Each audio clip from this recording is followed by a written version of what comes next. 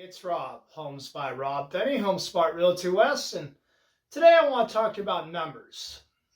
And the numbers the Fed put out this past week and the way they present them. And the fact they can cause fear, and it can also make people think that there's this big housing bubble coming in. What I'm referring to is last week the Fed talked about the end of last quarter, mortgage balances are the largest amount of household debt as they surpassed $10 trillion for the first time and increased to $182 billion. So they've never been over 10 trillion. So of course your mortgage is going to be the highest debt you have. I mean, it only makes sense, right? For the majority of us anyway. But consumer debt is at $15 trillion. So with mortgage debt at $10 trillion, that's 2/3 of all consumer debt. And that sounds like a huge number when you consider mortgage balances have never been over $10 trillion. And that could be a shocking headline that scares people, but let's not forget, this is throughout the entire country, not just in San Diego. Homes appreciate at record numbers, and they're absolutely flying off the shelf. The majority of them, as soon as they get listed, and the majority of them are having bidding wars throughout the country. With their interest rates so low, this means more people can qualify for higher priced homes. Now, let me throw a number at you that really matters. 3.85%. Because today, that is the household debt service ratio for home sellers. And that is actually lower than anything all the way back to the 80s. Like in 1980, that number was at 4.3%. And when you look at the horrible housing problem that caused all the mess in 2007, that number was at 7.21%.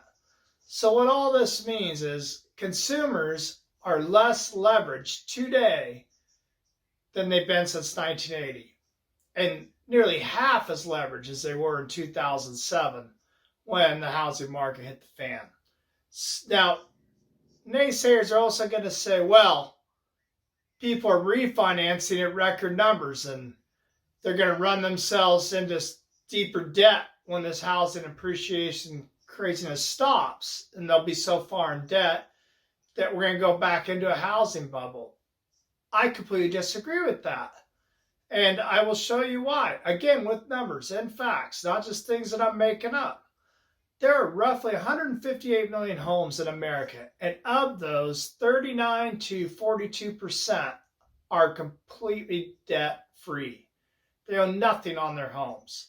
So when you take that into consideration and you take the $10 trillion number, think about that. What does that tell you? It tells you the appreciation has been going through the roof. And it hasn't just been going through the roof for a year. It's really been going through the roof here in San Diego since June 2013 and just about everywhere else. We've had increases for almost 8 years, longest in our country's history. So when the Fed throws out a huge number like that, it could be scary, but the reality is we have more equity in homes today than we ever have. There's also a huge difference to the way people are using their equity compared to 2006, 7, and 8 area. The main thing is people had to put down 20%. The majority of people. Now, granted, there's FHA loans, VA loans, where you don't put down a full 20%. There's some conventional loans at 10%. But the majority of people have monies. They had to come up with their own hard-earned money to purchase these homes. These are not 100% loans that people stated their income, it wasn't true, and got these houses. No, these people have blood and sweat in these homes. And so when they do refinance, it's to get a percentage point lower or more, even if they just refinance the past year, just to lower their payments. Not to go out and buy a bunch of fancy stuff. They're taking these loans out to lower their payments. But even if some people are taking cash out of, okay, take a look at this chart, and you can clearly see they're not being irresponsible with the amounts they're taking out. Looking at the cash out refis by year, and the highest percentages were 2005, peaking in 2006, 2007, which led right into the market crash. But when you look at 2020, and granted, now this doesn't include the fourth quarter, it's only the first 3 quarters, probably about 34 billion more will come in, but that's still going to be a half or less of what we saw back in 2007. And that doesn't factor in inflation, home price appreciation compared to 2007, 2008.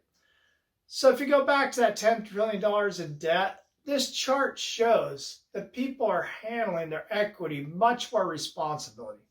And one last thing this chart shows us, if you don't want to go with the naysayers, the doomsdayers, even if you do, and you listen to the market bubble and the crash is coming, this chart shows that even if, and I know it's not going to happen, even if prices drop 35% in San Diego like they did in 2008, people have enough equity to absorb it. They're not going to be underwater in their homes. They're going to be able to sell them for a profit.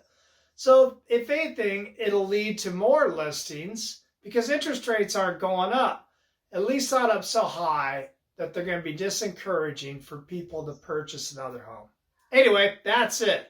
I hope this puts you at rest a little bit for a lot of unease from people I've talked to. And, I always love talking real estate. If there's anything that you have a question about, please reach out. If you know anybody who would like to listen to this video, please share it with them. I would appreciate that. And I would love to hear from you anytime you need anything. Like I say, just want to talk. Hope you're enjoying this beautiful weather, and I look forward to hearing from you soon. Thank you.